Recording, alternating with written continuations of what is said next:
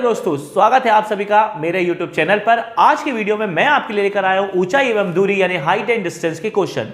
देखिए, height and distance के question के टॉपिक अगर आप कभी पढ़ने बैठते होंगे एक्सरसाइज को, तो एक साथ आपको बहुत सारे क्वेश्चन नजर आते हैं। जब बहुत सारे क्वेश्चन नजर आते हैं और अगर हमने नहीं पढ़े हुए हैं तो वो टॉपिक हमको बहुत ज्यादा लगता है। ऐसा लगता है अरे यार कितना सारा है, कितने अलग अलग भाग में दिया है। तो इसको इजी बनाने के लिए मैं आपके लिए एक तरीका लेकर आया हूं। मैं हाइट एंड डिस्टेंस के क्वेश्चन आपके लिए 3 पार्ट में लेकर आऊंगा और हर पार्ट में मैं अलग अलग तरीके के एंगल को शो करूंगा। जैसे आज के टॉपिक में हम वही वाले क्वेश्चन लेंगे जिसमें सिर्फ एक कोण बनता है, यानी कि सिंगल एंगल बनता है। जिससे आपको क्या फायदा होगा? इससे आपको यह फायदा होगा कि आपको टॉपिक समझने में बिल्कुल दिक्कत नहीं जाएगी। वीडियोस बैक टू बैक आएंगे तो ज्यादा परेशानी भी आपको नहीं होने वाली है। तो वेस्ट नहीं करते हैं टाइम और क्लास 10 के स्टूडेंट के लिए हाइट एंड डिस्टेंस का चैप्टर 9 लेते हैं। और आज का हमारा टारगेट है सिर्फ सिंगल एंगल वाले क्वेश्चन। अगर आप पढ़ने बैठ गए हैं और मेरे YouTube चैनल को देख रहे हैं तो मैथ्स की बुक को पास में रख लीजिएगा, आपको क्वेश्चन पढ़ने में हेल्प होगी। अब मैं लेता हूं आपके लिए क्वेश्चन। जैसे हम फर्स्ट क्वेश्चन को लेते हैं तो फर्स्ट क्वेश्चन में बोला है A circus artist is climbing at a 20-meter long rope which is tightly stretched and tied from the top of vertical pole। मतलब एक खंबे को ग्राउंड में लगा के रखा है। ये खंबा है, ये जमीन है और इस खंबे को यहां से एक रस्सी से ऐसे बांध के रखा है और जिस रस्सी से बांधा है इस रस्सी की लंबाई है 20 मीटर। चलिए, उसके बाद बोला है आपसे फाइंड द हाइट ऑफ पोल, खंबे की ऊंचाई निकालनी है। तो इसको हम मान लेते हैं h। अब अगर आपको ये क्वेश्चन समझना है तो पहले कुछ और चीजें हैं जो बहुत जरूरी समझनी पड़ेगी। फिलहाल हम इसको नाम दे देते हैं ABC। अब आपको क्या समझना पड़ेगा? इस टाइप के क्वेश्चन जब आप हाइट एंड डिस्टेंस के क्वेश्चन करेंगे तो आपके दिमाग में बिठा लीजिए, डायग्राम हमेशा ऐसे ही बनेगा, राइट एंगल ट्राइंगल। ये इस तरफ का मुंह करके भी बन सकता है और इस तरफ का मुंह करके भी बन सकता है। अच्छा, इसमें 3 चीजें होती है। अगर मैं इंग्लिश में बोलूं तो परपेंडिकुलर, बेस और हाइपोटेनियस, लंब, आधार और कर्ण। इसको समझने का सबसे अच्छा तरीका होता है, हमारे पास है पंडित, बद्री, प्रसाद, हर, बोले, हिंदी में बोले तो लाल, कक्का।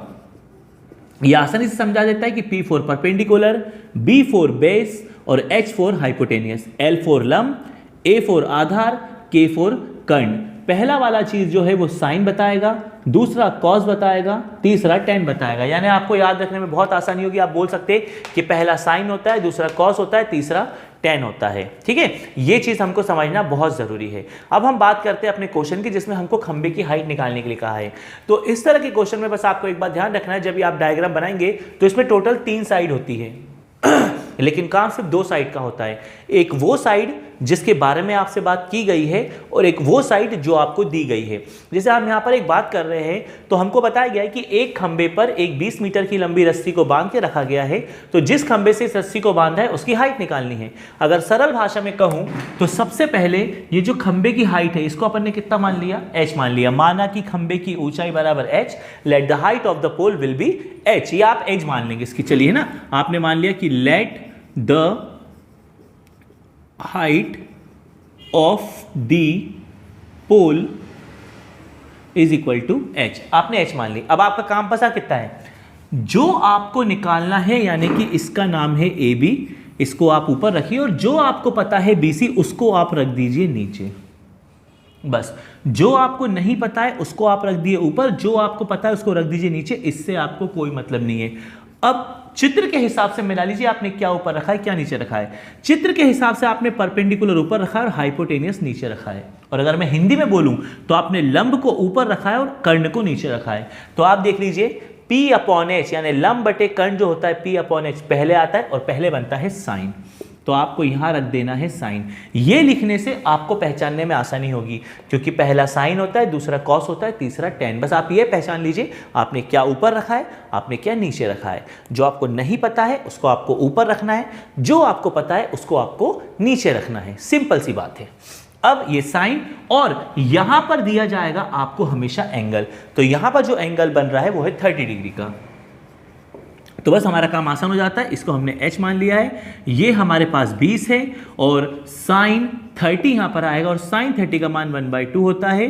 तो h 1/2 ये डिवाइड से इंटू में आ जाएगा और यहाँ कर देते हैं 2 से 10 बार कट जाएगा। तो खंबे की हाइट आ गई 10 मीटर। बहुत सिंपल। ज़्यादा परेशानी नहीं होगी। बस आप ये माइंड में रख लीजिए कि पहला, हिंदी में अगर आप पढ़ रहे हैं तो लाल कक्का पढ़ लीजिए, इंग्लिश में पढ़ रहे हैं तो पंडित बद्री प्रसाद वाला कॉन्सेप्ट बहुत आसान है, इससे आपको याद रखने में आसानी होगी और आप आसानी से बता पाएंगे कि पहला साइन होता है, दूसरा कॉस होता है, तीसरा टेन। बस आपको करना क्या है, आपको चित्र में पहचान जाना है कि आपने क्या ऊपर रखा है और क्या नीचे रखा है। आपके मन में सवाल आता है कि हम किसे ऊपर और किसे नीचे रखेंगे, तो सॉल्यूशन बहुत आसान है उसका आंसर बहुत सिंपल है कि जो आपको नहीं पता है उसको आप ऊपर ले लीजिए और जो आपको पता है उसको आप नीचे ले लीजिए। अपने आप आपको समझ में आ जाएगा कि क्या रिलेशन बन रहा है। ठीक है, चलिए तो रहा पहला क्वेश्चन। अब बढ़ते हैं हमारे अगले क्वेश्चन के। एंगल की लिस्ट में आप पढ़ेंगे क्वेश्चन नंबर 2। ये बहुत इंपॉर्टेंट क्वेश्चन है, बहुत से भी बहुत ज्यादा। लेकिन पहले मैं इसके पहले एक और क्वेश्चन लूंगा जो सिंगल एंगल को समझाने में आपको बहुत हेल्प करेगा। हाँ, हम पहले लेते हैं क्वेश्चन नंबर 4, क्योंकि मैं पहले चाहता हूं आप इजी चीजें सीख लीजिए। तो क्वेश्चन नंबर 4 आप पढ़ेंगे जब, तो लिखा है the angle of elevation of the top of a tower from a point on the ground. देखिए, पहले खंबा था, अब टावर है, ये ग्राउंड है। Angle of elevation of the top of a tower from the ground which is 30 metre away from the foot. अब आपको मैं चित्र में पहचानने की एक आसान तरीका बताता हूं। आप क्वेश्चन को ध्यान से पढ़िए, आपको समझ में आएगा कि क्या अगर मान लीजिए आप क्वेश्चन पढ़ते हैं। अब कई बच्चे इंग्लिश मीडियम सब्जेक्ट ले लेते हैं, लेकिन उनको क्वेश्चन जब आता है तो नहीं समझ में आता कि यार क्या ये बोल रहा है और क्या दिया है। मैं बहुत आसान तरीका बताता हूँ। चित्र हमें पता है हमेशा ऐसे ही बनना है। चित्र बना लिया, अब इसमें क्या क्या रखना है, नामकरण भी कर देते हैं। अब इसमें क्या निकालना है और क्या रखना है, तो सबसे पहले क्या करना, क्वेश्चन की आखिरी लाइन पे जाना, वहां लिखा रहता है फाइंड, यानी क्या निकालना है। तो जैसे इसमें लिखा है क्वेश्चन में find the height of the tower, tower की हाइट निकालिए, भैया ये हो गया h, सिंपल। अब उसने एंगल कितना दिया है, तो एंगल उसने हमको देकर रखा है 30, ये जमा दिया। अब इन दोनों में से एक चीज दी होगी, तो क्या चीज दी होगी, तो मैं बहुत आसानी से बताता हूं। नीचे की चीज वो जब भी देगा तो इंग्लिश में एक वर्ड आएगा आपका फुट, और हिंदी में आप पढ़ रहे हो तो लिखा आएगा पाद बिंदु। तो आप समझ जाना नीचे की चीज ये थी। जैसे यहां पर उसने आराम से बोल दिया है कि फुट ऑफ द टावर की जो डिस्टेंस है वो 30 मीटर है, फुट लगा दिया ना तो आपको सोचना नहीं है।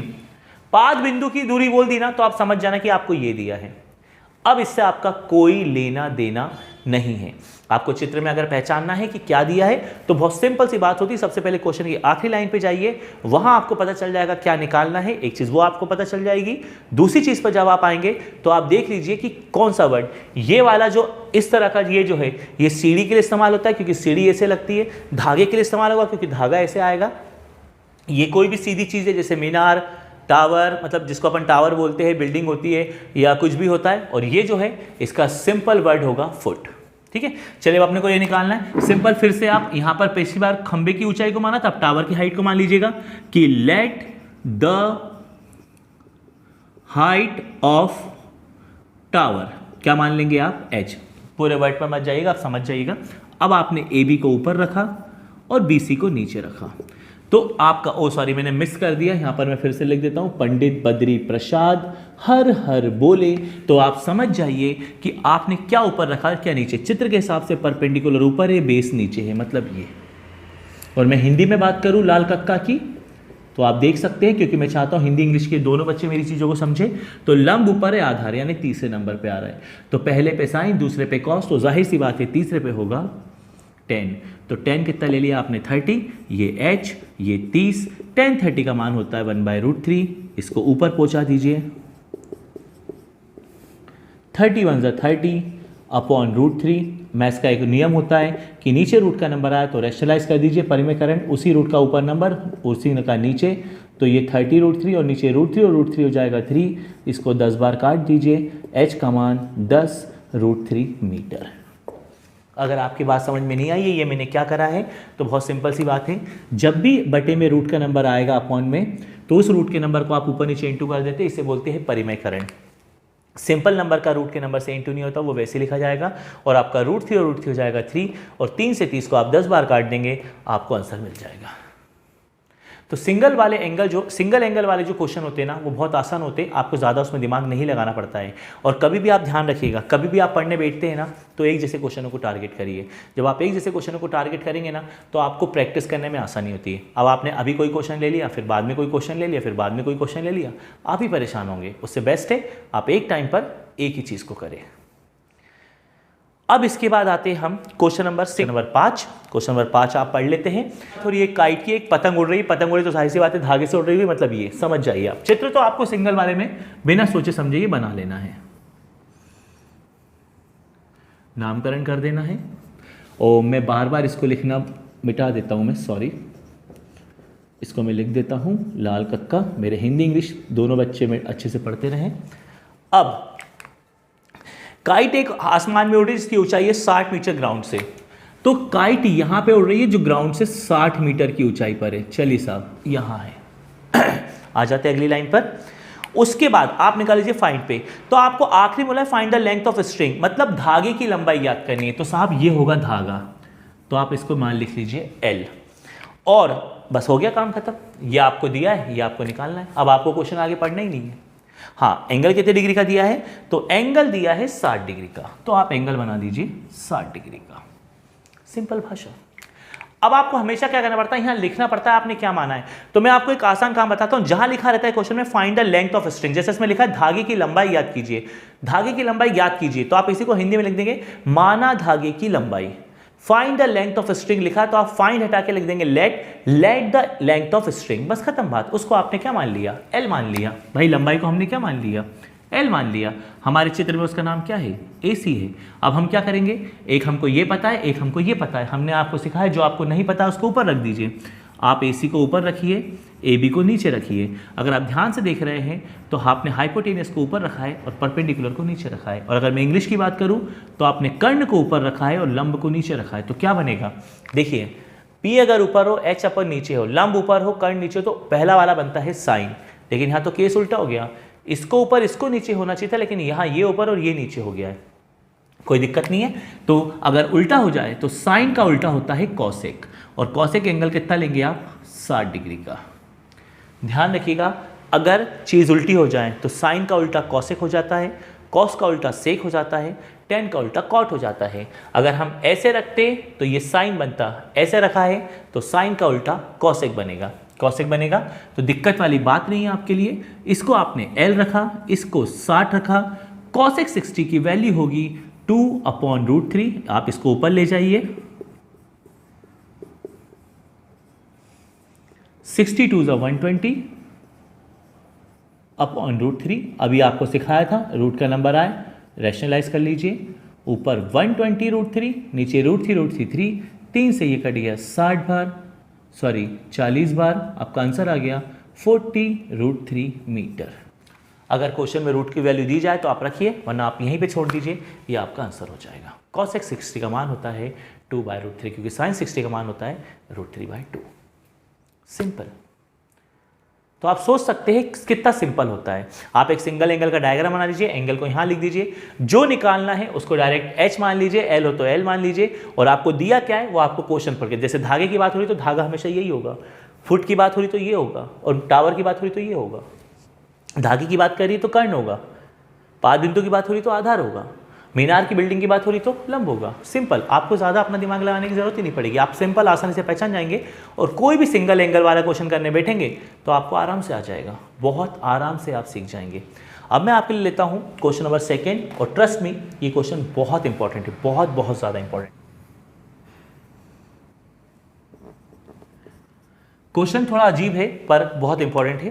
क्वेश्चन है कि एक आंधी, मैं आपको हिंदी में एक्सप्लेन कर देता हूँ, क्वेश्चन नंबर 2 पढ़ लीजिएगा, कि एक तूफान आता है, तूफान से एक पेड़ जो है वो टूट के ऐसा हो जाता है। A tree breaks due to storm and the broken part bends, और जो पेड़ का भाग है वो टूटकर गिरा नहीं है, टूटकर झुक गया। जिससे मान लीजिए ये पेड़ है, ये इसका ऊपर का भाग है, ये टूटकर झुककर जमीन पर गिर गया है, मतलब अभी भी ये पेड़ का हिस्सा बना हुआ है, अभी पेड़ से अलग नहीं हुआ है। भाई झुका, हवा चली, आंधी तूफान आया और झुक गया तो ग्राउंड पे टच करने लगा है।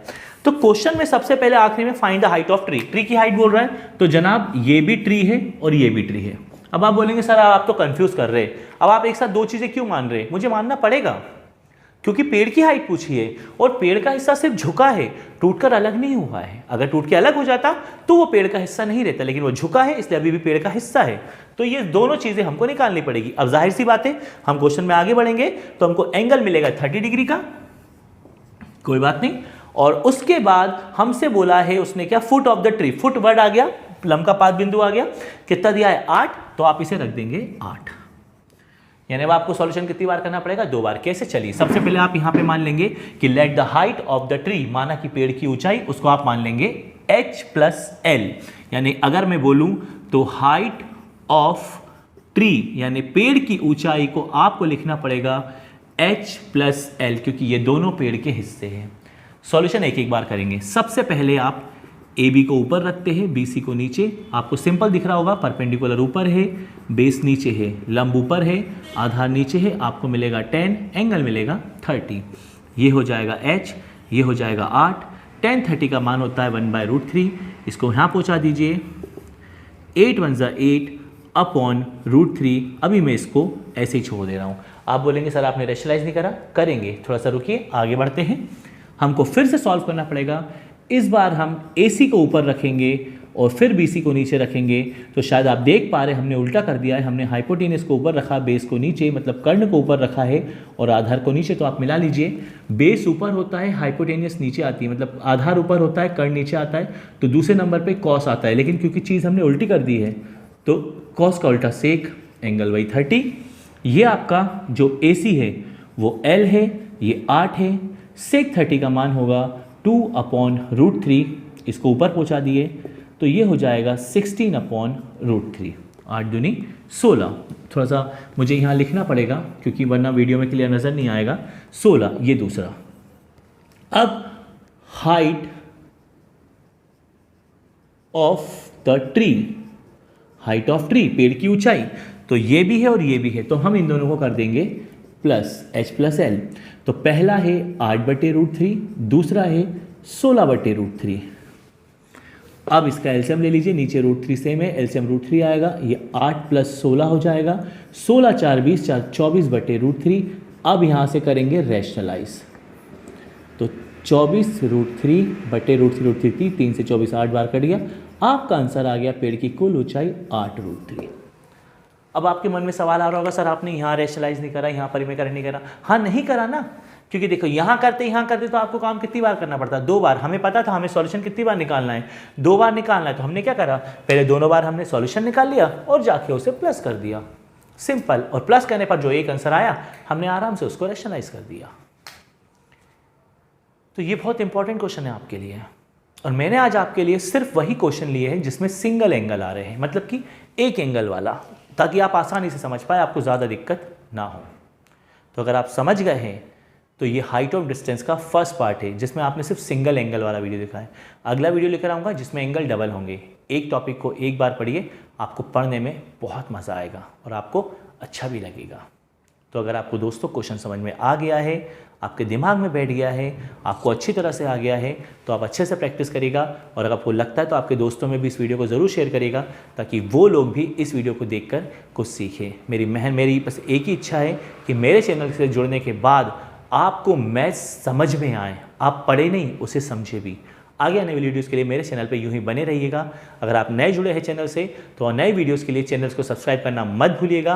वीडियो पसंद आए तो यार लाइक करके ज़रूर जाना। जितने लाइक्स होंगे मुझे लगेगा कि मेरी मेहनत उतनी ही आपको पसंद आ रही है। हाइट एंड डिस्टेंस के नेक्स्ट पार्ट में डबल एंगल के साथ फिर से आपसे मुलाकात होगी। तब तक के लिए थैंक यू।